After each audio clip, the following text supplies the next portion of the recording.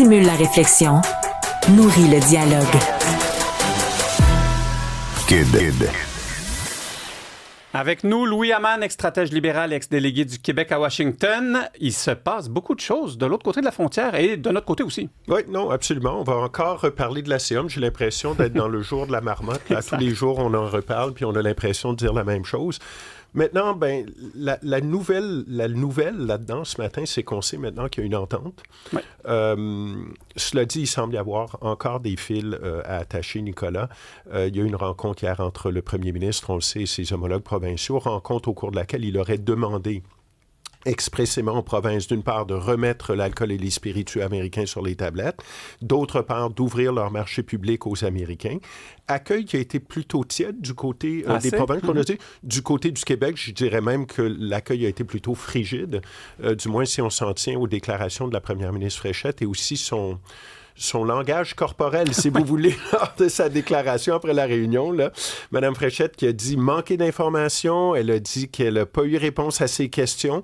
Elle a répété encore une fois, martelé que le Québec et le Québec seul allaient décider si oui ou non on allait remettre l'alcool américain sur les tablettes. Pas vraiment de réaction du côté de M. Ford. C'est ça, à 9h, en rentrant en ondes, il n'y avait aucune nouvelle. Et ça, c'est un peu bizarre parce qu'on connaît, là, M. Ford, habituellement, n'a pas la langue dans sa poche dans ces dossiers-là. Donc, pas de réaction de sa part, pas vraiment de réaction non plus de la part de M. Eby, qui est l'autre joueur important là-dedans, évidemment, le premier ministre de la Colombie-Britannique. Maintenant, sur la substance, on sait, on n'a pas beaucoup de détails, mais ce qu'on sait, la gestion de l'offre resterait intacte, selon ce que dit le ministre Leblanc. Droit de douane acier, aluminium passerait de 50 à 25 %. Droit de douane sur l'automobile de 25 à 15 %. Rien sur le bois d'œuvre pour l'instant. Ce qu'on nous dit, c'est que les négociations se poursuivent aujourd'hui pour déterminer le niveau précis des droits de douane. Parce que, bon, je prends l'automobile, par exemple. Les Canadiens, l'industrie automobile canadienne disent, bon, parfait, là, on est content qu'on puisse réduire ça de 25 à 15, mais à 15 %... C'est quand même trop. Oui, on ne peut pas survivre. Alors, il va falloir peut-être faire des compromis de ce côté-là, peut-être réduire davantage. Donc, c'est là où les négociations, si vous voulez, se poursuivent. Je termine, Nicolas, rapidement. Une constatation, deux mises en garde. Constatation, évidemment, puis je pense qu'on y est, là, puis on l'a réalisé, les tarifs sont là pour demeurer.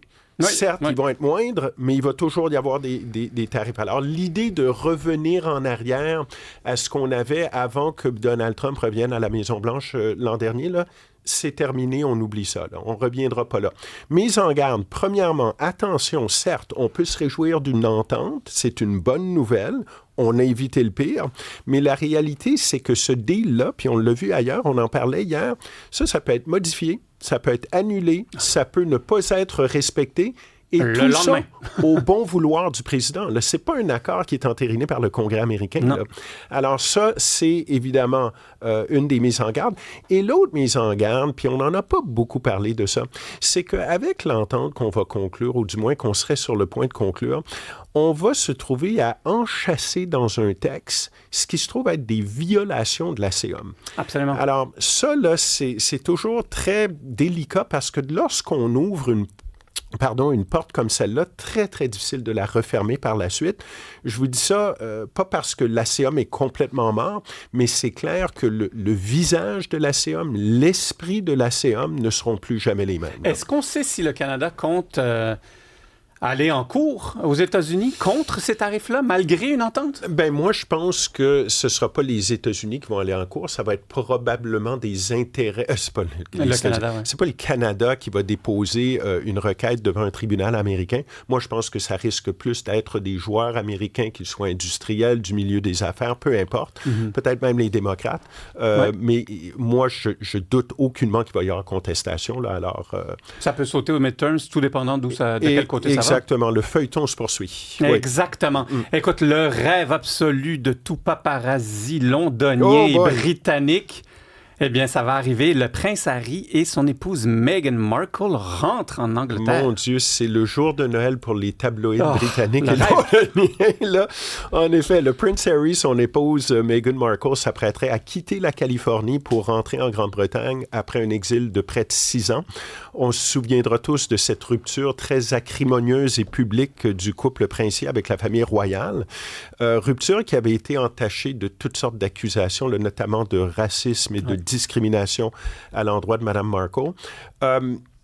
Ce qu'on dit, c'est qu'il regagnerait, l'Angleterre d'ici la fin du mois, s'installerait dans une maison privée à l'extérieur de Londres. Les enfants du couple, 5 sont même inscrits à l'école. Déjà inscrits à l'école. Le roi Charles a réagi de son côté en se disant ravi du retour de Meghan et du prince Harry. Mais il a bien pris soin, le prince Charles, de souligner que eux ne retrouveraient pas leur titre roi. Exactement. Ils vont rester de simples particuliers. Des prolétaires comme toi et moi, là. On se souviendra que lors de leur départ, ils avaient justement renoncé à tous leurs titres royaux. Ils avaient renoncé justement à ce statut royal. Et à la sécurité surtout, parce que là, ça va lui coûter une fortune de sécurité. Là, énorme. Maintenant, est-ce qu'on doit se surprendre de cette décision-là, Nicolas? Pas vraiment. Parce que le prince Harry avait évoqué à plusieurs reprises dans les derniers mois, d'une part, que la Grande-Bretagne lui manquait, qu'il y avait un désir de sa part de se réconcilier avec sa famille, qu'il souhaitait, entre autres, que ses enfants puissent grandir, être élevés en Grande-Bretagne. Et il y a aussi, bien sûr, l'éléphant dans la pièce, qui est le cancer du roi Charles. Alors, on peut comprendre que le prince Harry veuille peut-être en profiter ou profiter de la présence de son père pendant qu'il est encore là. On n'a pas beaucoup de détails sur le cancer du prince Charles. On ne sait pas dans quelle mesure c'est un cancer qui est sérieux, mais reste que, comme je le dis, là, on peut comprendre que son fils veuille se rapprocher. Exactement. Son frère, prince William, futur roi d'Angleterre, n'a pas commenté la nouvelle, non, ça dit tout? Et c'est là où je veux en venir, c'est que c'est un retour qui ne se fera pas en douce. Là. D'une part, parce que le public britannique a une perception très négative de Harry et Mme Markle, pardon, mon Dieu, je m'en perds ce matin. Et d'autre part, vous l'avez mentionné, le prince William et son épouse à lui, Kate Middleton, sont toujours à couteau tiré là, avec Harry et Meghan. Alors, à surveiller, opération recollage des pots cassés en perspective, donc au sein de la famille royale au cours des prochains mois, des prochaines années. Et je le répète, puis tu le disais, les tabloïds londoniens vont se gargariser avec ça. Là, ils vont dire, non, mais c'est un cadeau qui n'arrêtera pas de donner. Là. Et quand on regarde le côté affaires, business, parce qu'on se rappelle qu'ils ont déménagé aux États-Unis pour faire de l'argent, notamment, et tout a été un flop. Leur entente avec Netflix a été annulée. Les multiples marques de Meghan Markle n'ont jamais vu le jour. Donc, j'ai bien hâte de voir ce retour-là. Sincèrement, moi, j'aime bien les tabloïds britanniques parce qu'ils sont extrêmes. Et puis, j'ai hâte de voir un peu comment ça va se passer. Moi, j'ai une petite pensée pour leurs enfants qui vont subir une pression de la mort. Ah non, mais c'est incroyable. Puis, avec la question de la sécurité que tu as mentionnée, je veux dire, dans la mesure où ils rentrent en Angleterre, on connaît la presse à potins en Angleterre. Ton niveau de sécurité et la sécurité de tes enfants, puis par là, je veux dire, évidemment, la sécurité physique, mais aussi leur vie privée. Exactement.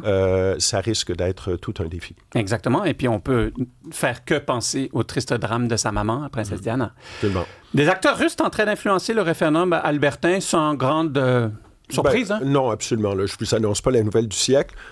Pardon, il y a des chercheurs de l'Université de Regina qui auraient dénombré quelques 300 contenus suspects en 4 semaines cet été, liés, ou tout ça là, dans le cadre du débat qui entoure le référendum qui aura lieu, évidemment, en Alberta, ou le vote sur le référendum là, qui aura lieu en Alberta au mois de...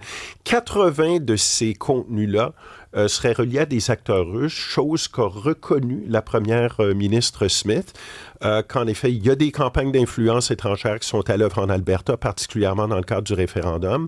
Maintenant, ça fait plusieurs années là, qu'on parle d'ingérence étrangère dans l'écosystème de droite, si vous voulez, en Alberta. Maintenant, vous allez me dire, Russie, ingérence étrangère, il n'y a rien de nouveau sous le soleil, ça va ensemble comme du gin et du tonic, ça, certes, mais les Russes, on le sait, là, font souvent des troubles-fêtes dans les démocraties. On a qu'à penser, par exemple, les campagnes de désinformation en France, en Allemagne, en Grande-Bretagne également. Et dans le cas de l'Alberta, on parle de campagnes où on diffuse de la fausse information, où on diffuse, où on amplifie du contenu qu'on pourrait appeler nocif ou toxique, du genre « Faites pas confiance aux résultats du référendum, ça va être truqué ». Ou encore « Le Canada est en faillite, le Canada est un pays qui est désorganisé, l'Alberta, vous avez raison de vouloir vous séparer du Canada ». Donc les Russes pousseraient à ce que l'Alberta devienne indépendante, en quelque sorte. Et de mettre un peu le trouble au Canada. Et ils ont intérêt à faire ça. Pourquoi? Le Canada est un allié indéfectible de l'Ukraine, on le sait. Et par ailleurs, le Canada est un allié, du moins encore, des États-Unis.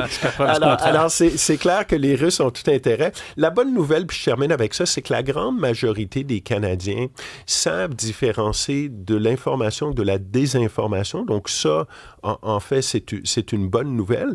La moins bonne nouvelle, et ça, les chercheurs le soulèvent dans leur étude, c'est que les provinces au Canada sont très, très, très, très mal équipées, très mal préparées. Exactement, pour lutter contre ce type de désinformation. Donc, hâte de voir s'ils vont s'ingérer dans la campagne québécoise. Oui, et puis, tu savais, des fois, c'est en douce. Hein, ça n'a pas l'air de ça, absolument. Ça n'a pas l'air de ça, mais finalement, ça l'est. Alors, en effet, il faut toujours être sur nos gardes. Et avec des échéanciers électoraux, ou encore des référendums, il faut être évidemment d'autant plus vigilant. Absolument. Merci, Louis Hamman. Il n'y a pas de quoi, à demain.